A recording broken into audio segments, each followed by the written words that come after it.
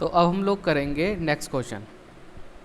तो इसमें भी हमें क्या करना है, हमें ये जो आइटम्स हमको दे रखे हैं इनको हमें क्लासीफाई करना है असेट्स में, लायबिलिटीज़ में, कैपिटल, रिवेन्यू और एक्सपेंस में। ठीक है, जैसे हमारा प्लांट एंड मशीनरी है, तो प्लांट एंड मशीनरी हमारा क्या है, क्या वो लायबिलिटी है हमारी? नहीं, लायबिलिटी नहीं है हमारी, ना वो कैपिटल है, ना तो रिवेन्यू है, ना तो एक्सपेंस है, वो हमारी क्या है, असेट। ठीक है, तो प्लांट एंड मशीनरी हमारी क्या हो गई, असेट। ठीक है, नेक्स्ट है बैंक लोन, मतलब हमने बिजनेस ने बैंक से लोन ले रखा है, तो यानी वो पैसा हमें वापस करना है, तो वो असेट तो है नहीं हमारी, ना वो हमारी कैपिटल है और ना वो हमारी इनकम हुई है, ना वो हमारा खर्चा, तो वो हमारी क्या है, लायबिलिटी। ठीक है, तो बैंक लोन हमारा क्या हो गया, लायबिलिटी। ठीक है,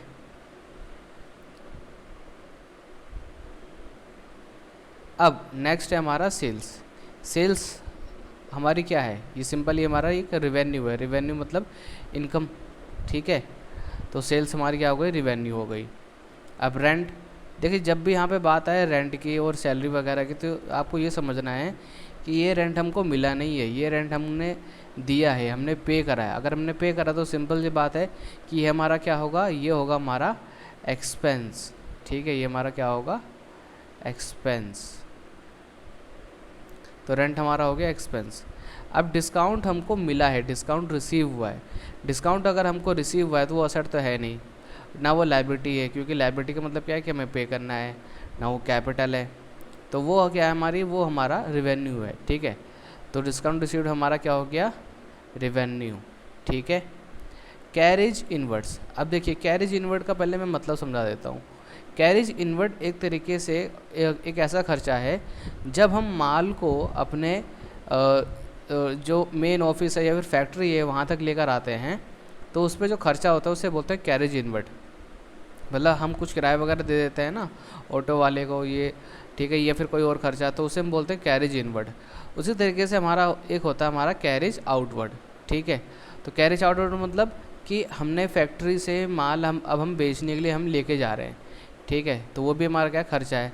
तो कैरेज इनवर्ड और कैरेज आउटवर्ड ये हमारे दोनों के दोनों क्या हैं, ये हमारे एक्सपेंस हैं। ठीक है, ये हमारे क्या हैं, एक्सपेंस। परचेज, परचेज हम मतलब हमने हमारा जो मेन बिजनेस है उसकी गुड्स हमने खरीदे, तो सिंपल सी बात है कि ये हमारा क्या हो गया, एक्सपेंस हो गया। ठीक है, ये हमारा क्या हो गया, एक्सपेंस। अब बारी आती है बिल्स पेबल की। देखिए बिल्स पेबल के बारे में मैंने आपको ऑलरेडी बता दिया है। मैंने बिल्स पेबल का मतलब क्या है कि कुछ बिल्स हैं, मतलब कुछ हमने माल उधार में ख़रीदा था, हमें उसकी पेमेंट करनी है। ठीक है, तो अगर हमें उसकी पेमेंट करनी है तो मतलब हमारी लायबिलिटी है, तो बिल्स पेबल हमारी क्या हो जाएगी, लायबिलिटी। ठीक है, क्या हो जाएगी हमारी ये, लायबिलिटी। ठीक है, नेक्स्ट है हमारा वेजेस। वेजेस मतलब मजदूरी, ये हमने पे करी है, तो ये हमारा क्या हो गया, एक्सपेंस। ये हमारा क्या हो गया, एक्सपेंस। ठीक है, एडवांस इनकम मतलब कुछ इनकम है जो हमको एडवांस में हो गई है।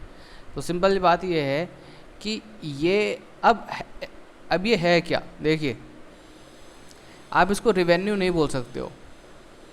रिवेन्यू तब होती है जब वो हमें पे ना करनी पड़े। देखिए अब उसने हमें पेमेंट हमें एडवांस में दे दी है, ठीक है, हो सकता है वो कल को आए और कल को बोले कि भाई जो पैसा है मुझे वापस कर दो।